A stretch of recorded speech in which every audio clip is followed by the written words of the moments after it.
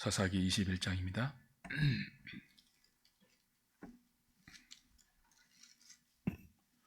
1절부터 25절까지 제가 한 절, 여러분이 한 절 교독합니다. 구약 성경 399페이지입니다. 사사기 21장 1절부터 25절까지입니다.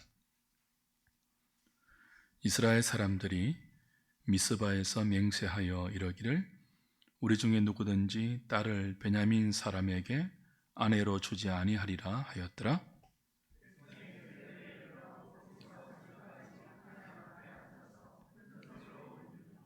이르되 이스라엘의 하나님 여호와여, 어찌하여 이스라엘에 이런 일이 생겨서 오늘 이스라엘 중에 한 지파가 없어지게 하시나이까 하더니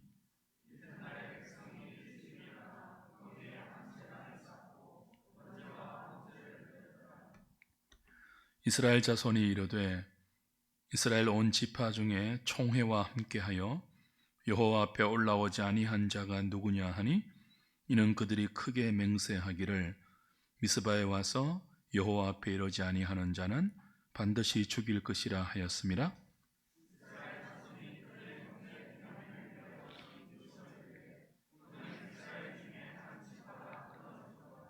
그 남은 자들에게 우리가 어떻게 하면 아내를 얻게 하리요? 우리가 전에 여호와로 맹세하여 우리의 딸을 그들의 아내로 주지 아니하리라 하였도다.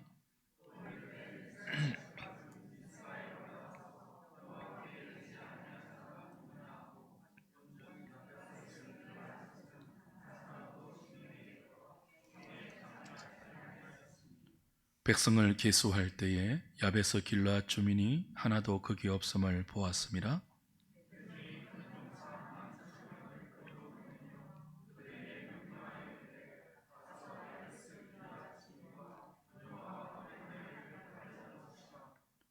너희가 행할 일은 모든 남자 및 남자와 잔 여자를 침멸하여 바칠 것이니라 하였더라.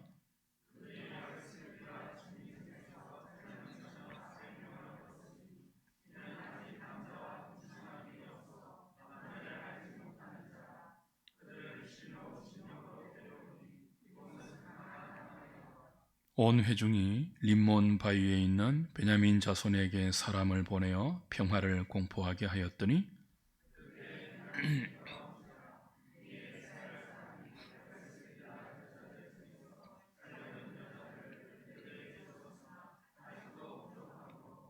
백성들이 베냐민을 위하여 뉘우쳤으니 이는 여호와께서 이스라엘 지파들 중에 한 지파가 빠지게 하셨음이었더라.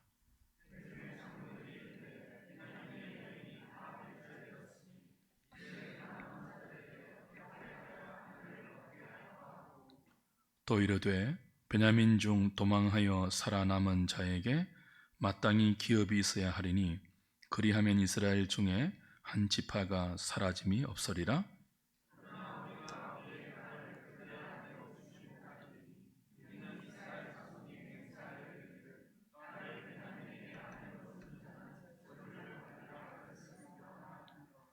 또 이르되 보라, 베델 북쪽 러보나 남쪽 베델에서 세겜으로 올라가는 큰 길 동쪽 실로에 매년 여호와의 명절이 있도다 하고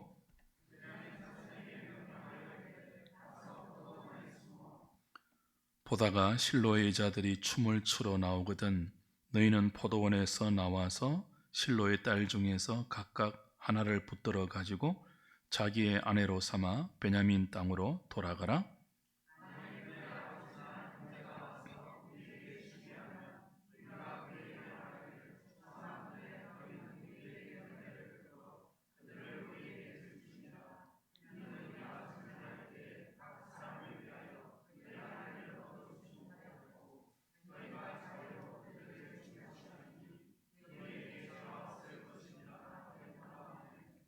베냐민 자손이 그같이 행하여 춤추는 여자들 중에서 자기들의 숫자대로 붙들어 아내로 삼아 자기 기업에 돌아가서 성읍들을 건축하고 거기에 거주하였더라. 그때 이스라엘 자손이 그곳에서 각기 자기의 지파 자기의 가족에게로 돌아갔으니 곧 자기 그곳에서 나와서 자기의 기업으로 돌아갔더라. 그때 이스라엘에 왕이 없으므로 사람이 각기 자기의 소견에 옳은 대로 행하였더라. 아멘.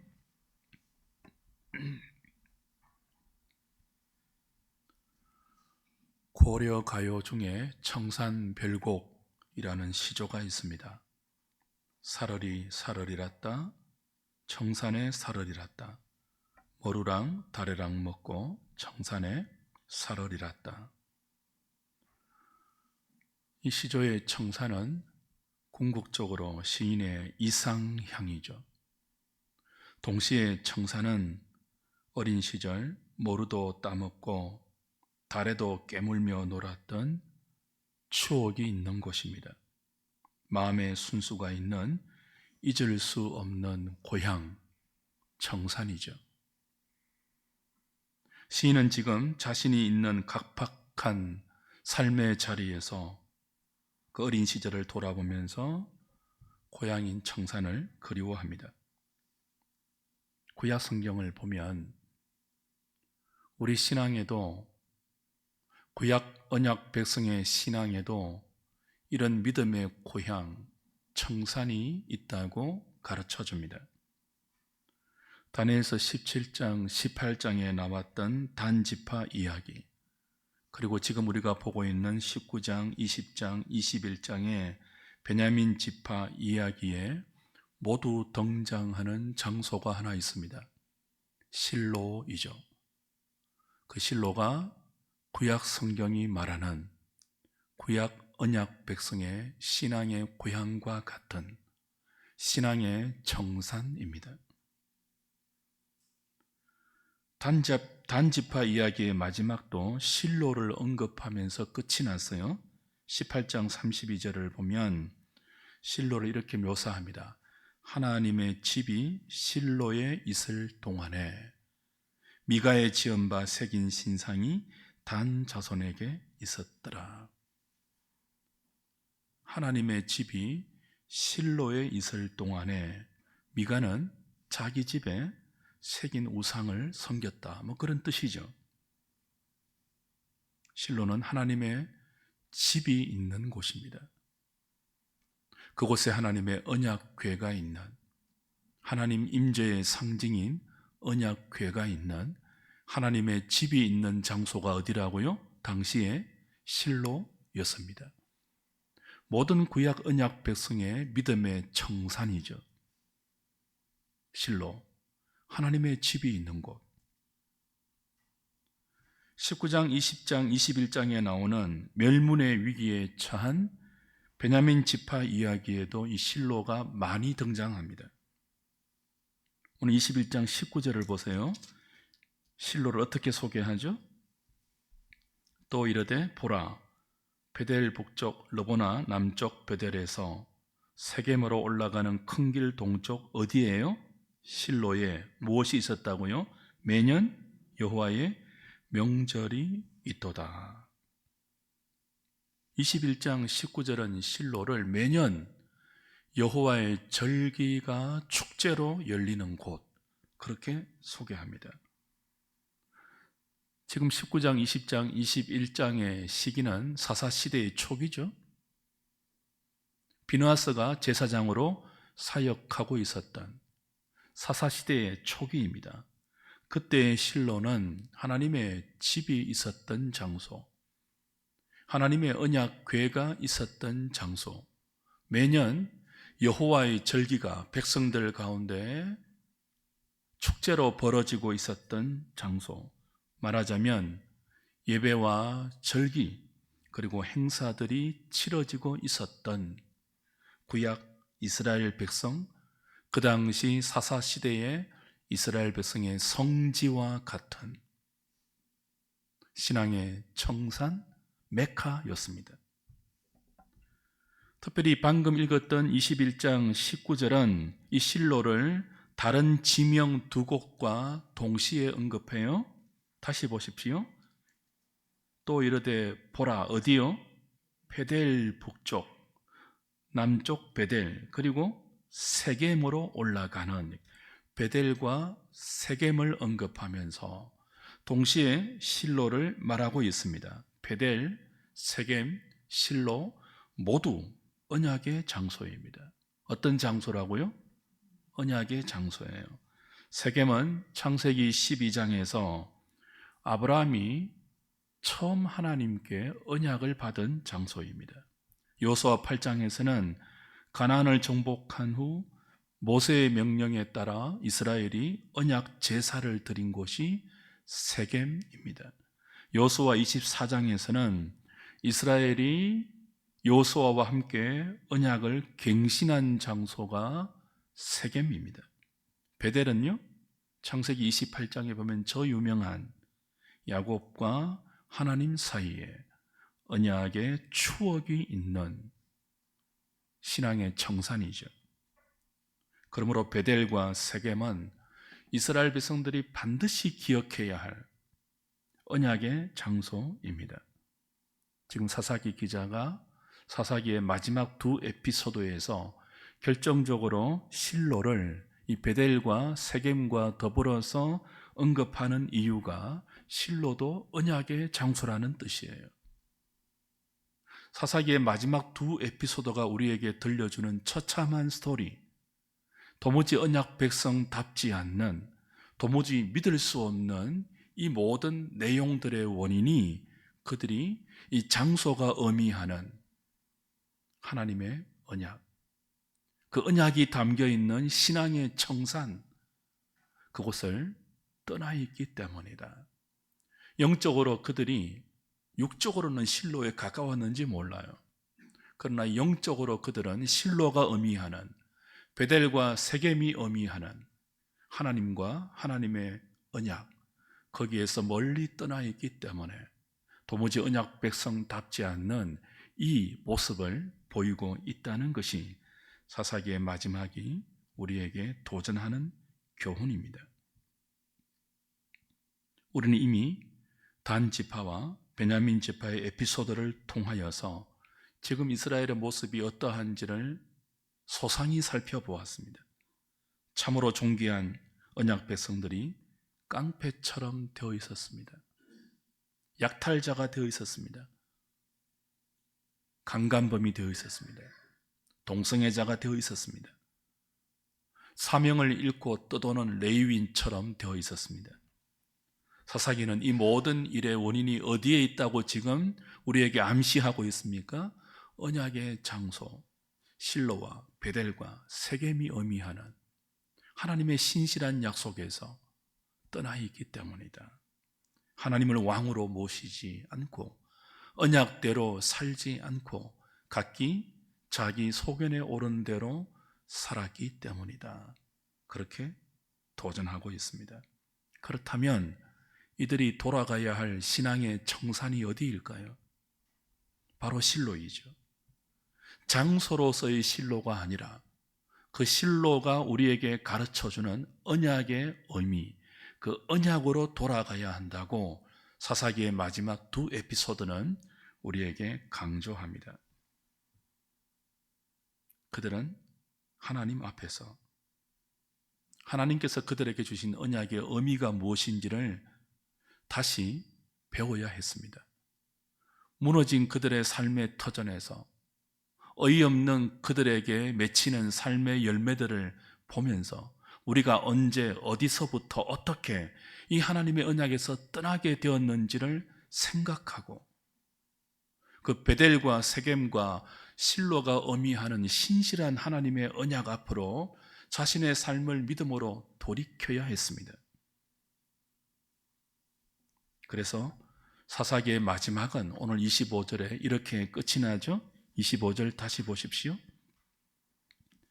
그때 이스라엘에 왕이 없으므로 사람이 각기 자기의 소견에 옳은 대로 행하였더라. 언약대로 살지 않고 언약의 주인이신 하나님을 왕으로 모시지 않고 자기 소견에 옳은 대로 살았더라. 사사기의 결론 부분에 이 표현이 4번이나 등장한다고 했죠. 17장 6절, 18장 1절, 19장 1절, 그리고 마지막 21장 25절에 똑같은 의미의 표현이 4번이나 강조됩니다. 근데 자세히 보면 그때 왕이 없었다는 이 사사기의 결론의 핵심은 모두 실로와 연관되어서 나타납니다. 그러니 그때 왕이 없었다는 이 말은 언약과 관계되어 있다는 뜻이에요. 정치적인 왕이 없었다는 뜻이 아니라 그들에게 언약의 왕이 없었다는 거예요. 언약의 주인이신 하나님을 그들의 왕으로 모시지 않고 하나님이 주신 그 언약의 말씀대로 살지 않고 자기 소견대로 살았다는 뜻입니다. 그 극명한 모습이 사사기의 마지막인 20장과 21장에서 벌어지고 있는 말도 되지 않는 도무지 이해하기 힘든 결정과 실행들입니다. 이미 지난주에 살펴보았죠. 20장에서 이스라엘 백성들은 미스바 총회에서 12토막 레위인의 시체의 12토막 레위인의 첩의 시체를 택배로 받고 나서 그들은 미스바 총회로 모여 어떤 결정을 내립니까? 베냐민 지파를 처단하기로 결정합니다. 그리고 40만 명의 군사를 모아서 베냐민 지파와 싸웁니다. 하나님은 이들이 베냐민 지파와 싸울 수 있도록 허락하십니다. 그러나 허락하시면서도 두 번의 패배를 동시에 주시죠. 40만 명의 연합군이 그 작은 베냐민 지파의 군사들에게 두 번이나 패배해서 몇 명이 죽죠. 40만 명의 정확한 10분의 1, 4만 명이 죽어요. 두 번의 패배로. 어떤 뜻이라고 했습니까? 10분의 1, 영적 11조죠.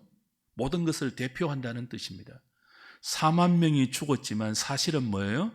하나님은 40만 명 전부를 죽여야 하는, 아니 그 40만 명이 대변하는 이스라엘 모든 지파를 죽여야 할 정도로 지금 이스라엘은 죄악이 관영하다는 뜻입니다.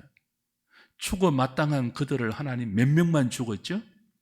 4만 명만 죽이고 심판 중에도 긍휼을 베푸십니다. 심판 중에도 구원을 허락하십니다. 그리고 베냐민 지파를 이 연합군 군대에게 넘기세요.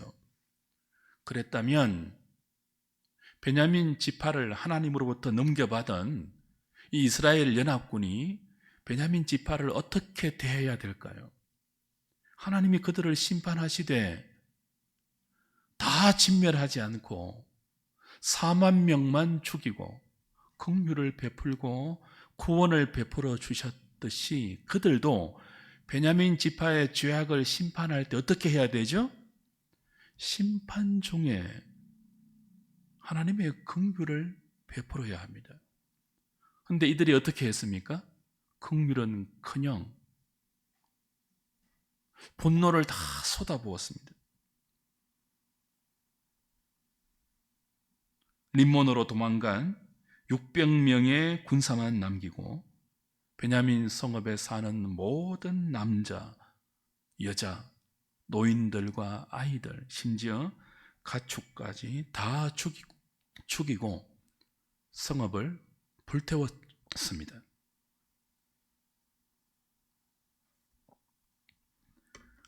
정신을 차리고 보니까 베냐민 지파가 거의 멸문지경에 있는 거예요.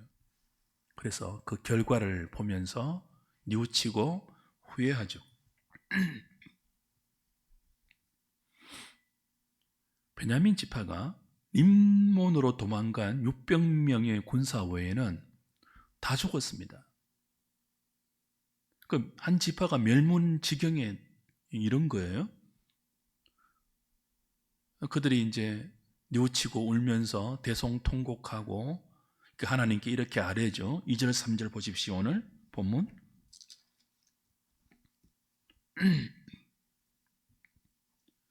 백성이 베델에 이르러 중요한 그 사건만 일어나면 어디로 간다고요? 베델로 가요. 미스바로 모이고 또 실로를 언급해요.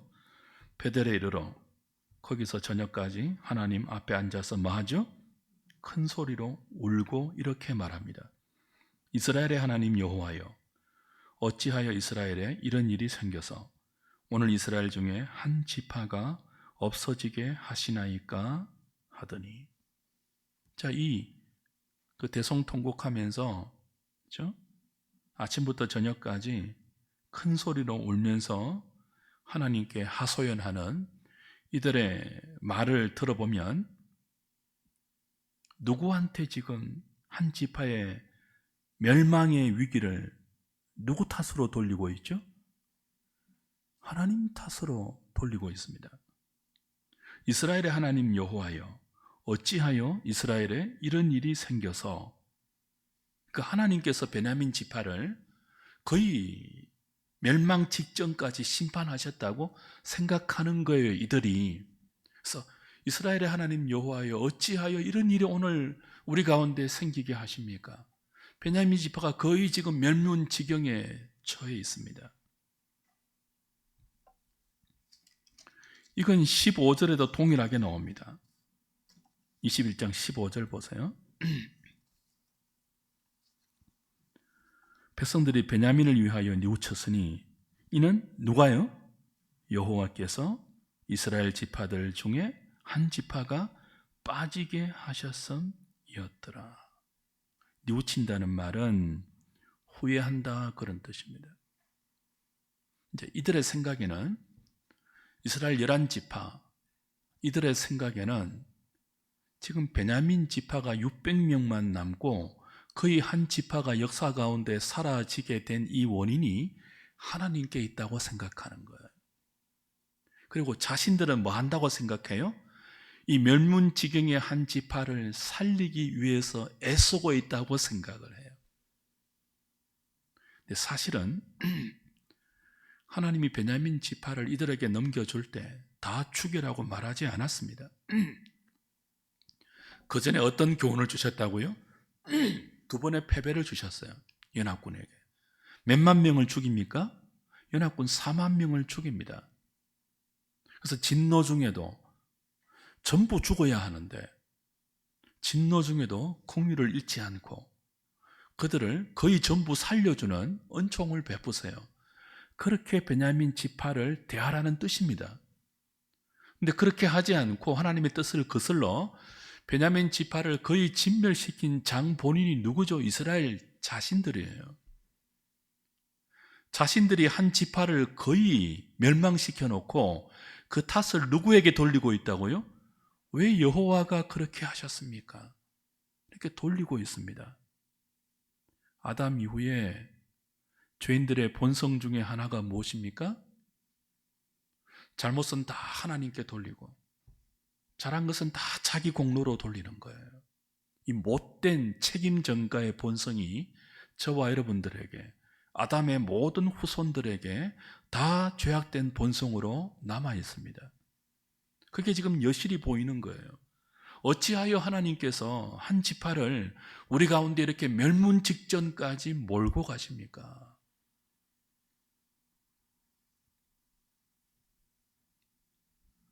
그리고 이들은 그 남은 600명의 베냐민 남자를 통해서 베냐민 지파를 회복시키기 위하여 나름 궁리합니다. 고민합니다.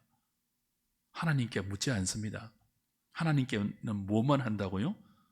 왜 하나님께서 한 지파를 거의 멸망 직전까지 심판하셨습니까?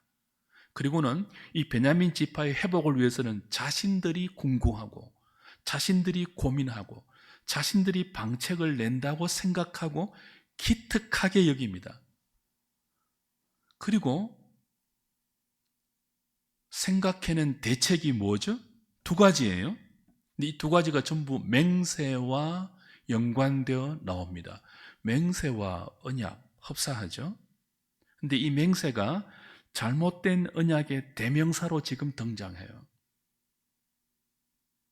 그들은 맹세와 연관해서 베냐민 지파를 회복시킬 두 가지 방책을 마련하는데, 하나는 한 성읍의 모든 사람을 죽이고 처녀들만 남겨서 400명의 아내를 베냐민의 남은 600명 남자에게 제공하는 거예요. 다른 하나는 무엇입니까? 200명이 부족하잖아요. 200명의 모자란 처녀를 언약의 장소 실로의 축제 때 춤추는 춤추는 처녀들을 납치하는 방식으로 제시합니다. 하나는 한 지파를 또다시 뭐예요? 한 지파가 아니죠. 길앗 야베스 족속입니다. 거의 진멸시켜서 400명의 처녀만 남겨서 이 처녀를 베냐민의 600명 남은 남자에게 아내로 제공하는 거예요. 뭘 근거로 해서요? 자신들이 미스바에서 한 맹세와 연관해서. 또 하나의 방식이 뭡니까? 그래도 200명이 모자라니까 이건요, 실로의 절기 축제 때 춤추러 오는 처녀들을 납치해서 그 200명의 처녀를 남은 베냐민 200명 남자에게 아내로 제공하는 거예요. 이것도 무엇과 연관해서요? 맹세와 연관해서. 하나님께 물은 대책이 아닙니다. 하나님이 지시하신 방법이 아니에요. 그들이 고안해낸, 그들이 생각해낸 묘책인데 전부 무엇과 연관해서 나온다고요? 맹세와 연관해서. 그 장소가 맹세와 연관되어서 이 두 가지 방책을 제시하고 실행하는데 두 방책 다 실로가 연결됩니다. 실로는 언약의 장소이고 하나님은 언약의 하나님이고 그들은 타락한 언약 백성의 모습을 보이고 있고 그들이 지금 묘책으로 제시하는 두 가지 방책은 맹세와 연관되어 있습니다. 타락한 맹세, 잘못된 맹세, 그 맹세를 빙자해서 또 말도 되지 않는 인간의 악랄한 방법이 이스라엘 가운데 실행되고 있습니다. 잔악한 학살과 납치, 이게 언약 백성과 어울립니까? 이게 하나님의 구원 방식과 어울립니까? 자, 지금 이스라엘 11지파 이들이 베델에서 모여서 밤이 맞도록 울면서 하나님께 원망하죠. 어찌하여 한 지파가 거의 멸문지경에 이르게 하십니까? 어떻게 해야 됩니까? 그러면서 자신들이 이 베냐민 지파를 회복시킬 방책을 제시하는데 전부 맹세와 연관되어서 우리가 이렇게 미스바에서 맹세했으니 이렇게 할 수밖에 없다고 제시하는데 그 제시한 구체적인 방법이 하나는 잔인한 학살이에요. 미스바 총회에 모이지 않는 길앗 야베스 길앗 족속을 찾아서 12,000명의 특공대를 보내요. 그 12,000명의 특공대를 통해서 이 길앗 야베스 족속을 다 죽이는 것입니다. 잔인하게. 거기 헤렘이라는 단어가 나와요. 진멸하라는 단어가 나와요. 가나안의 죄악이 관영한 원주민들을 하나님이 진멸하라 할 때 그 단어를 똑같이 채용해요. 자기 동족에게는 결코 그렇게 해서는 안 되는 진멸하라고 12,000명의 특공대를 파송합니다. 길앗 야베스에게. 그리고 정말 처참하게 학살합니다. 몸만 남기고요. 남자를 모르는 처녀만 남기고. 그렇게 해서 남은 처녀가 400명이에요. 그 처녀를 누구에게 준다고요? 베냐민 지파의 남은 600명 중에게 준다고요. 잔인한 학살. 남은 200명 남자에게 아내를 제공하는 방식은 또 뭡니까? 납치예요. 납치. 그것도 여호와의 언약의 장소인 실로에 여호와의 절기를 지키기 위해서 나온 처녀들을, 그 처녀들이 하나님의 구원을 기뻐하면서 춤추고 있을 때 그 처녀들을 납치해서 그들의 아내로 삼는 거예요. 이 모든 것들을 이스라엘 백성들은 하나님 앞에 번제와 화목제를 드리는 철저한 종교적인 모습을 통해서 실행합니다. 4절부터 그렇게 되어 있잖아요. 4절에 이튿날에 백성이 일찍이 일어나 거기에 한 제단을 쌓고 번제와 화목제를 드렸더라. 그리고 나서 이 두 가지 방책을 여호와의 이름으로 빙자해서 제시하는 것입니다. 그러니까 여호와의 이름으로 학살하는 거예요. 여호와의 이름으로 납치하는 거예요. 맹세를 근거로 해서 미스바의 총회에서 한 맹세를 근거로 해서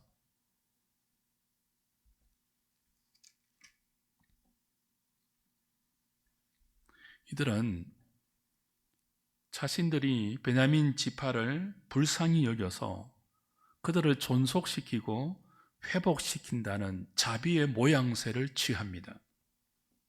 그러나 정작 그 회복의 방법에 자신들의 희생은 조금도 포함시키지 않고, 그죠? 자신들은 조금도 손해보려 하지 않는 이기심을 이중적인 맹세로 포장하여 숨기고 있어요. 이들이 실로의 절기 때 춤추러 나온 처녀들을 납치하라고 할 때 그 처녀들의 아버지와 오빠가 항의하면 어떻게 한다고 합니까? 자, 미스바의 총회에서 이들이 맹세한 것 중에 하나가 뭐예요? 이 베냐민 지파의 남자에게는 우리 딸을 아내로 주지 않겠다는 맹세를 했습니다. 맹세와 언약은 조금 의미가 다른데요, 여하튼 맹세를 했어요. 그리고 그 맹세의 근거에서 자기 딸들을 아내로 주지 못하니까 뭐 한다고 하는 거예요? 납치하겠다는 거예요. 처녀를. 그 납치는 자의로 자기 딸과 여동생을 베냐민 지파의 남자에게 아내로 준 것이 아니니까, 맹세를 어긴 것이 아니고 그 맹세에 의거해서 죽음도 해당되지 않으니까 납치당하면 된다는 거예요. 자의로 자기 딸을 주면 맹세를 어긴 것이 되지만, 처녀가 납치되면 맹세와 상관없이 수동적이니까, 어쩔 수 없었으니까 괜찮다는 거예요. 그 너희들이 베냐민 지파의 종속을 위해서 그들을 불쌍히 여긴다면 납치당한 자기 딸을 좀 희생시켜라, 그런 의미예요. 그렇다면 보십시오. 왜 자기 딸은 납치당하게 주지 않습니까? 자기 딸을 납치당하게 주면 되잖아요. 근데 그렇게 하지 않고 실로의 절기 때 춤추러 나온 처녀들을 납치해서 그들을 주겠다는 거예요. 자기 희생은 조금도 없고, 누군지 모르겠지만 무작위로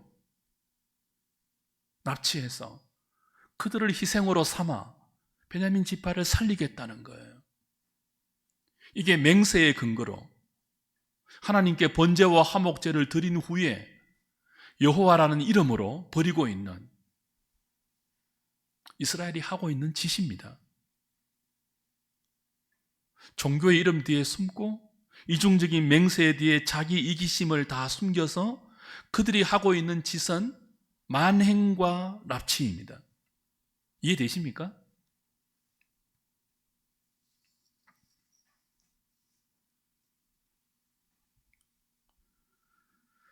오늘 사사기 마지막은 이 말도 되지 않는 이스라엘 11지파, 베냐민 지파도 사실은 여기에 포함되어 있지만요, 이스라엘 지파들의 이 모든 이해할 수 없는 계획과 실행이 무엇 때문이라고 말하고 있죠? 25절이 다시 이렇게 가르쳐 주죠. 그때에 이스라엘에 왕이 없으므로 사람이 각기 자기의 소견에 옳은 대로 행하였더라. 자, 끝으로는 세겜, 베델, 실로, 언약의 장소가 반복적으로 언급돼요. 미스바 총회에서 하나님의 이름으로 그들이 모이고 하나님의 이름으로 맹세해요. 하나님 앞에 번제와 화목제를 드려요. 모두가 종교의 모습을 유지하고 있어요. 그러나 사사기는 고발하죠. 그때 누가 없었다고요? 이스라엘에 왕이 없었다고. 정치적인 왕이 아니죠. 베델과 세겜과 실로에서 그들과 언약을 맺어주시고 그 언약을 갱신하시면서 그 언약의 본질처럼 그들에게 신실하게 대하셨던 하나님을 언약의 왕으로 모시지 않고 언약의 이름으로, 언약의 모양으로, 언약의 모든 종교적인 외형을 들어서 살고 있지만 정작 그들이 살고 있는 삶의 본질은 약탈과 만행과 납치와 상상할 수 없는 소돔과 고모라 같은 죄악의 관영함이었습니다. 왜 이렇게 그들이 변질되고 타락했다고요? 그때에 이스라엘에 왕이 없었고 자기 소견에 오른 대로 살았기 때문이다. 그렇게 우리에게 가르쳐주고 있습니다.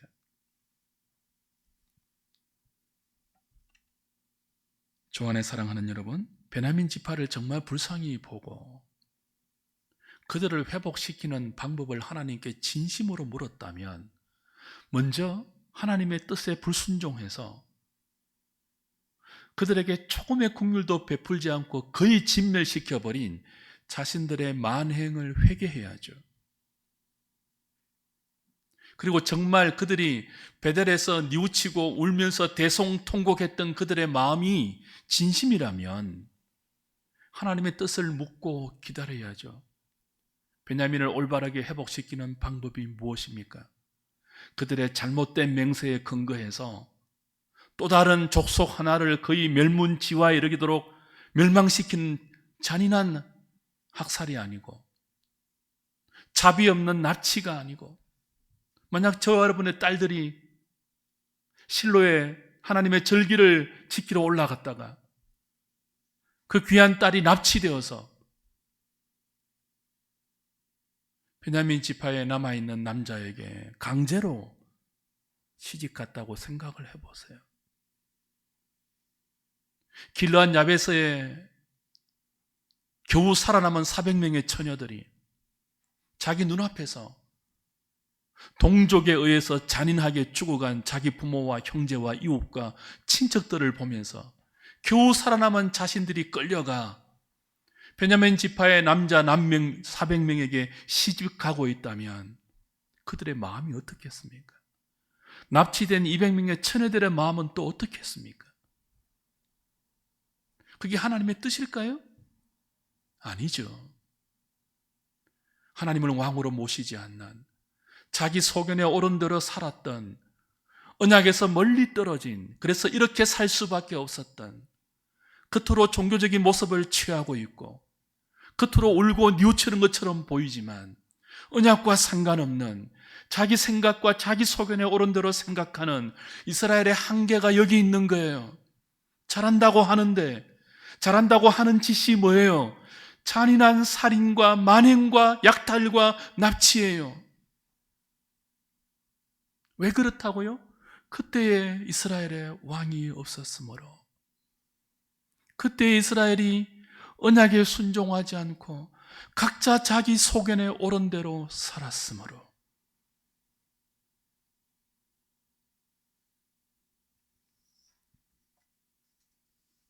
주 안에 사랑하는 여러분,